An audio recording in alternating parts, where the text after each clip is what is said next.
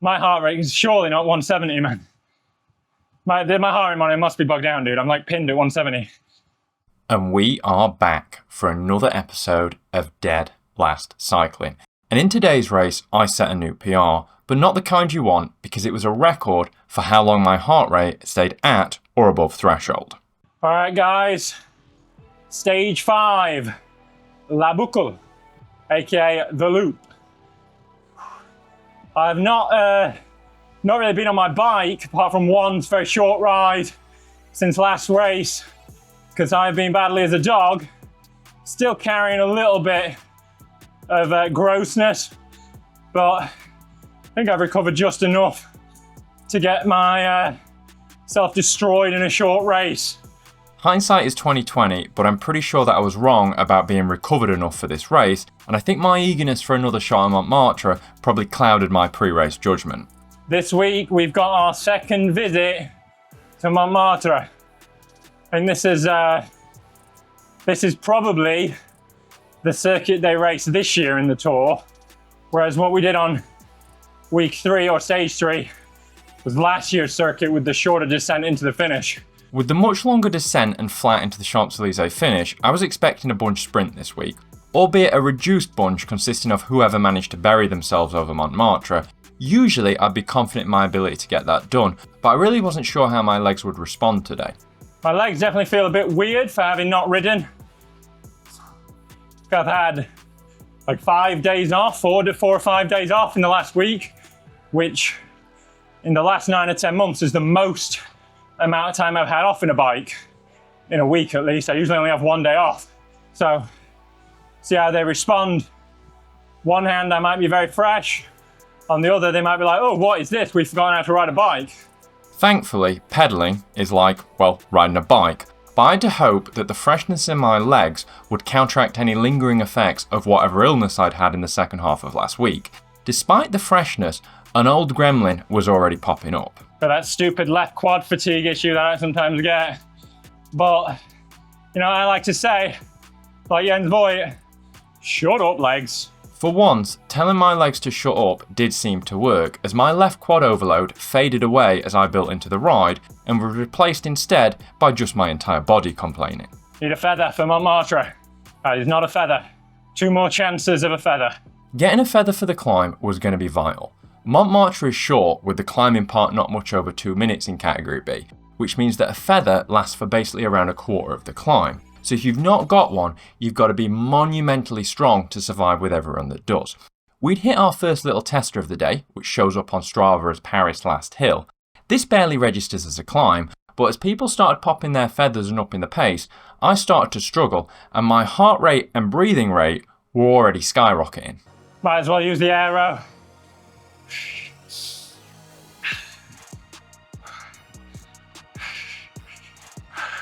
I was making it over, but this felt way harder than it should, and the alarm bells were already ringing.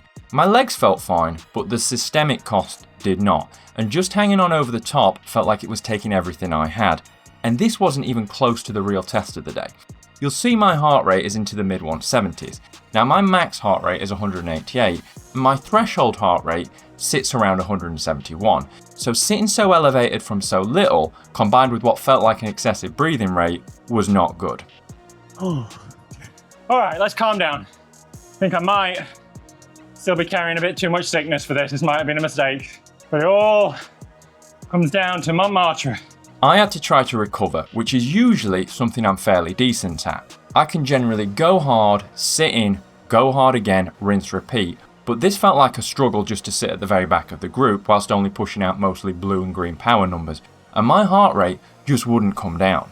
My heart rate is surely not 170, man. My heart rate monitor must be bugged down, dude. I'm like pinned at 170. Now in the moment, I did genuinely question whether or not my heart rate monitor was glitched because I'd just changed the battery on it before the race. But watching this back and listening to my breathing rate, it clearly wasn't. And we had only just started the biggest challenge of the route. My legs felt okay, but I just couldn't get enough air. Come on.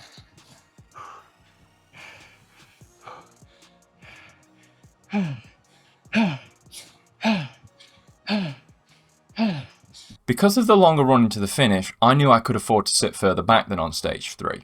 But as we passed the brief plateau, this felt impossible, and I have to give a shout out to O'Roos, David and Struo, who all messaged me encouragement during the race, which really helped to keep me fighting up this second part of Montmartre. But even with it, I was on the very edge.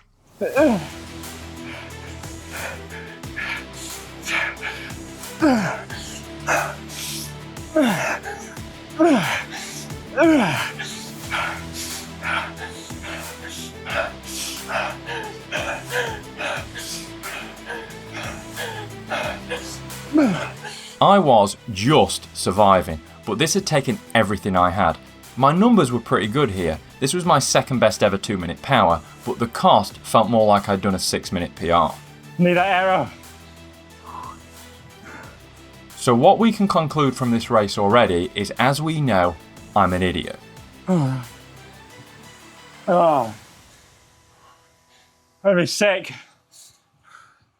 Don't race when you're ill. Oh, my lungs hurt. On paper from here, this should have been easy mode. The hard part was over, 8 kilometers or so of easy recovery left. But I felt like I could barely stay connected even on the descent, or keep pedaling. So much so that I tried employing some of the advice I've been getting here. Look at Alex, I'm not pedaling. Not pedaling at all, bro. Which almost immediately backfired. Oh my God, I'm getting gapped. That's why you pedal. Having to spike back on here really didn't help my recovery, but that lapse in concentration that led to me momentarily being dropped was a result of me being past my limit, and from here, it really was a fight just to try and not get dropped again. I think I gotta treat this little climb as the race finish. I'm dying.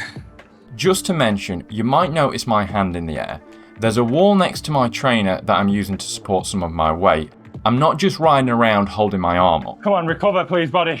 No matter how much I begged, it just didn't seem like my body was going to cooperate today. My heart rate was slowly lowering, but I was empty. Oh, guys, I feel really bad. I'm sorry, I say that all the time. Probably sounds like I'm complaining, making excuses.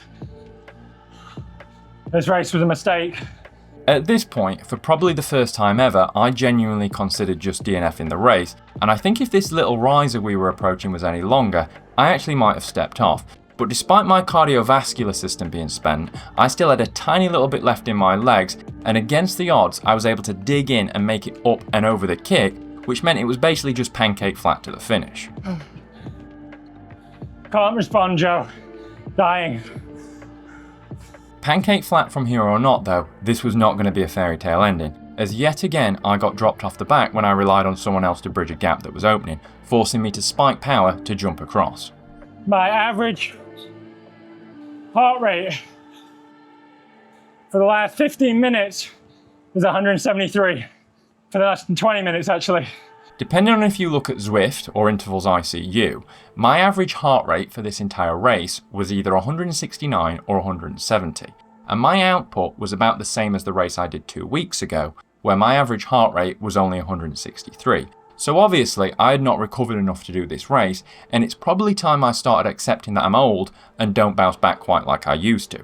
So my advice, if you've been ill, give yourself an extra few days longer than you think to recover, instead of being stupid like me. But, on the bright side, despite that, I had more or less made it to the Champs-Élysées with the group, so we would be getting a sprint of sorts today.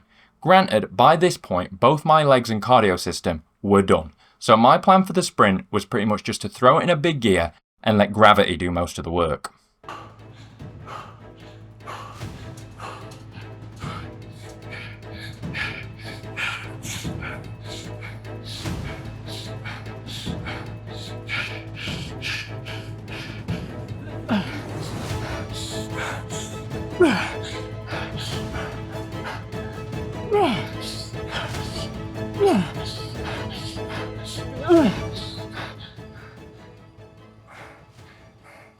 I don't know where I came.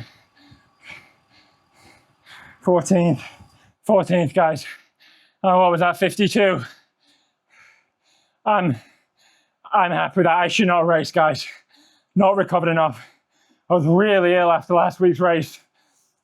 Like, flu-like symptoms for a couple of days. I thought I'd recovered enough. And it's just so much better for my week. to get the racing on Tuesday, but that was a mistake. Oh, I think I'm gonna be sick. All right, before I throw up on camera, I really appreciate you guys watching every week. I really appreciate the support. If you can like, comment, or subscribe, it all means the world to me. Thank you so much, guys. I'll see you next week. Take care.